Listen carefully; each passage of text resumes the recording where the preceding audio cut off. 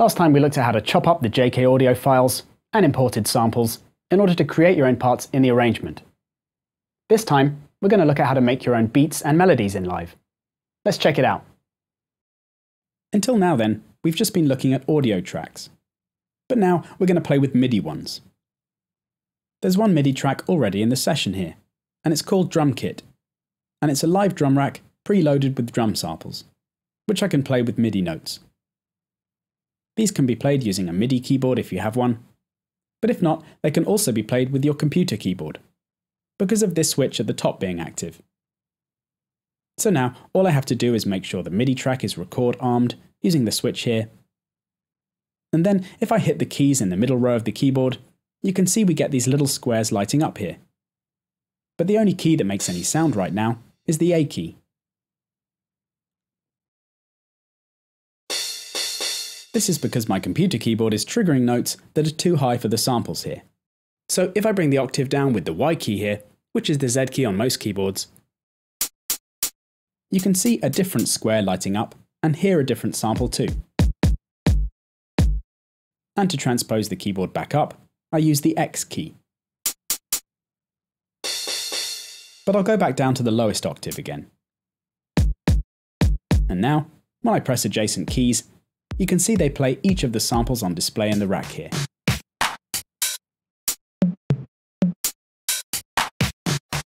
Some of the keys aren't doing anything, but that's because the keys are laid out like those on a piano, with the upper row being the black notes.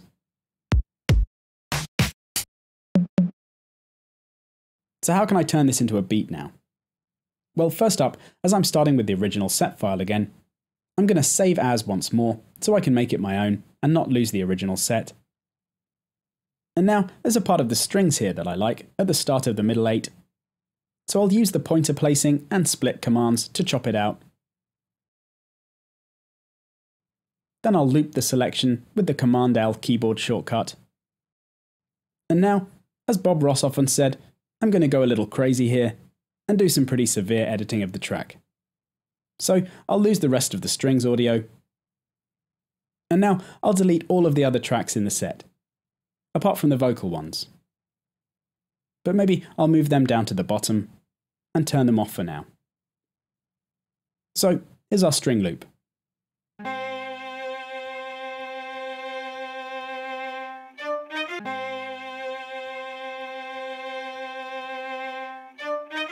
Okay, let's go to the browser again and choose a loop to go with this. Once again, that's in the Live library, which defaults to File Browser 1. And you then go to the Lessons folder, and then Live-Courses, which I'm double-clicking this time. If you click the wrong one, you can just double-click the parent folder to go back. And this time, I think I'll add a bass line. So I'll create a new audio track and turn it down, then drag some bass lines across.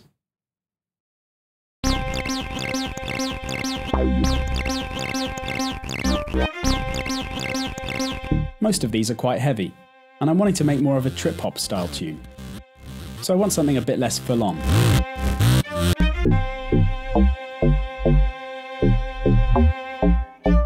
Yeah, that's good for now.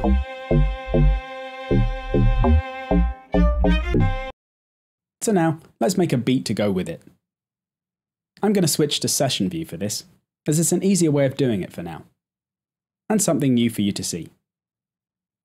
So, with the drum kit track record armed, I'll hit my keyboard keys to find the samples I want. A good starting point is a nice kick and snare. Then to record the drums in, I could click on the metronome at the top here, which will give me a click to play along to, and then click on the record switch in any of the slots on the drum kit track, after which I'll get a 4-beat count in and can then start playing.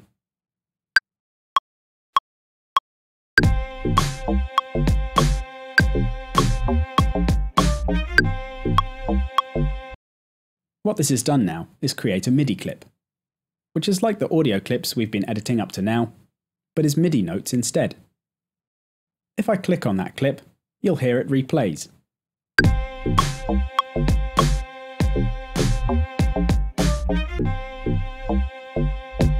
At the moment it's starting in time, and then going out of time when it loops, because I kept it recording for a little bit after. So if I double click on the clip now, let's take a look at what I recorded. So this section is called the MIDI editor. And here you can see the drums I played. And there's a bit of a gap at the end there. So let's get rid of that by dragging the bracket across to the start of bar 3, so that we just have a 2-bar loop. And then let's listen to that.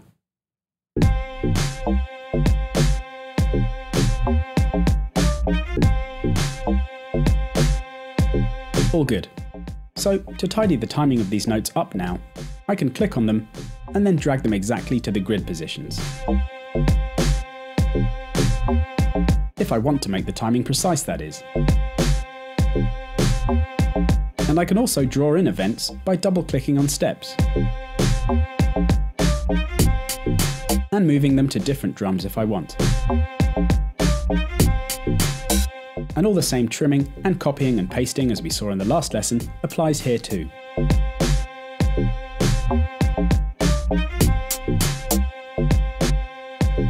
To select multiple notes, just click and drag over them with the mouse.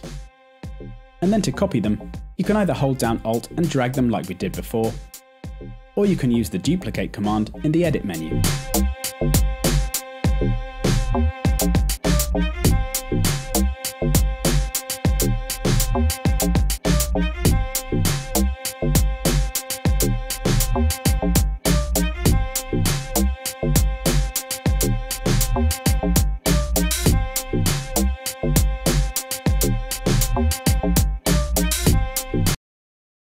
Now I'll record in a percussion sound over the top of this loop, by turning on overdub temporarily using the switch at the top.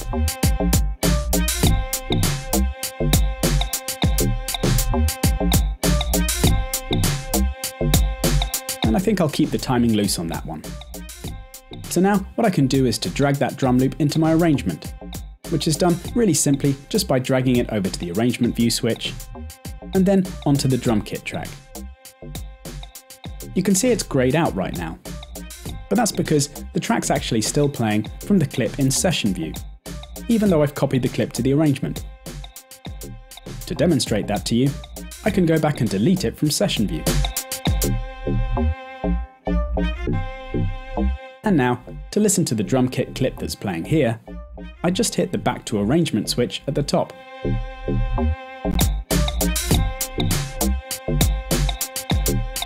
Okay, let's have some fun now by bringing the vocal back in and playing around with that.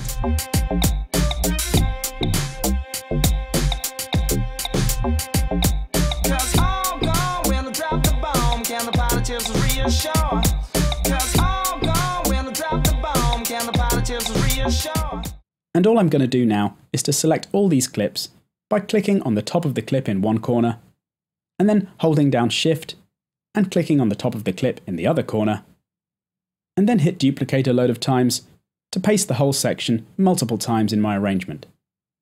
After which I can go in and edit them as I want, using all the ways I've showed you so far.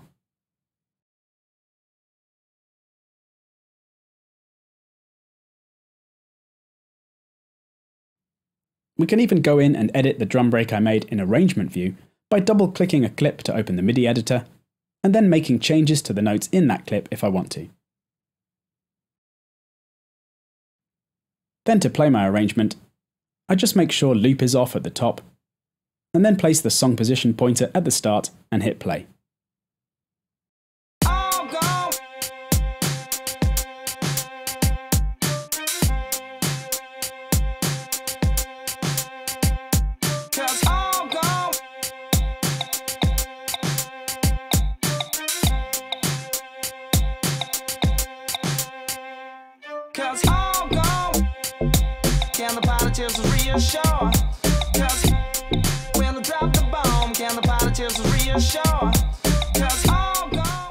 And if you want to play in your own melodic parts, you can do this easily too, by clicking on the top browser switch and looking in the Instruments folder and seeing what Live has to offer.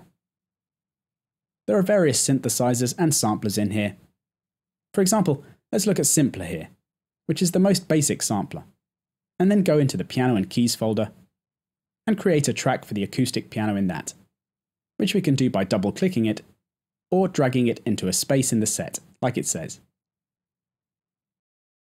Then once again, with the track record armed, I can play the instrument on the track with a MIDI keyboard or my computer keyboard. So I could record something in by clicking on a free slot once again, or I could go to Arrangement View and record something in there by hitting record on the transport.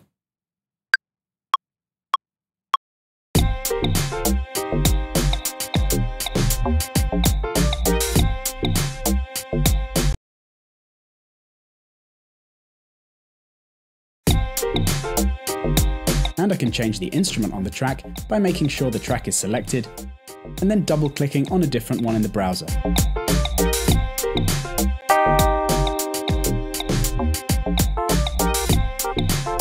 So that's given you an introduction to MIDI, and hopefully enough to get you started with it. Next time, we'll look at effects.